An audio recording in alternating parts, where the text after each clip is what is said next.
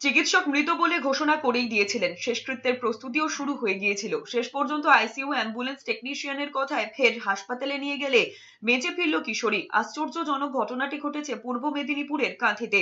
মেয়েকে বাঁচিয়ে তোলায় আনন্দে চিকিৎসক এবং টেকনিশিয়ানকে মালা পরিয়ে অভিনন্দন জানিয়েছে কিশোরী ও তার পরিবার। জানা গিয়েছে, বছর 14 কিশোরী পড়াশোনা নিয়ে অশান্তির জেরে বিষ খায়। আশঙ্কাজনক অবস্থায় একাধিক হাসপাতালে ঘুরে তমলুকের একটি বেসরকারি নার্সিং হোমে নিয়ে গেলে মৃত বলে ঘোষণা করেন চিকিৎসকেরা। এরপর অ্যাম্বুলেন্সে করে বাড়ি নিয়ে যাওয়া হয়। পরিবারের লোকজন তার শেষকৃত্যের প্রস্তুতিও শুরু করে দেন। তখনই আইসিইউ অ্যাম্বুলেন্সের টেকনিশিয়ান রবীন্দ্রনাথ মণ্ডল জানায়, তিনি মেশিনে প্রাণের স্পন্দন লক্ষ্য করেছেন। পরিবারকে জোড়াজুড়ি করে কিশোরীকে কাঁথি মহকুমা হাসপাতালে নিয়ে যাওয়া হয়। সেখানে চিকিৎসার পর 7 দিন পুরোপুরি সুস্থ হয়ে বাড়ি ফেরে ওই কিশোরী। হাসপাতাল সুপার অরূপ রতন করণ জানিয়েছেন, লিখিত অভিযোগ পেলে তদন্ত করে প্রয়োজনীয় ব্যবস্থা নেওয়া হবে। কাঁথি নিয়ে এসেছিলাম, কাঁথির ডাক্তারও বললো বিষয় জানা, ও বললো পেশেন্ট নেই।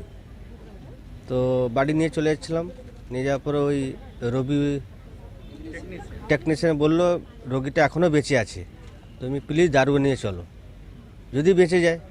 তারই জন্য আজকে আমার বোনটা বেঁচে যাচ্ছে। এটা আইসিইউ যে টেকনিশিয়ান, আইসিইউ ভ্যানের, সেই আইসিইউ অ্যাম্বুলেন্সের টেকনিশিয়ানের কৃতিত্বে তাকে পুনরায় আমরা আমাদের যে এইচডিইউ বিভাগ আছে এই হাই ডিপেন্ডেন্সি ইউনিটে ভর্তি করে তাকে সুন্দরভাবে চিকিৎসার মাধ্যমে সে যে বেঁচে আছে এইটা শুধু নয়, সে আজকে সুন্দরভাবে আনন্দের সঙ্গে বাড়ি যাচ্ছে সম্পূর্ণ সুস্থ হয়ে।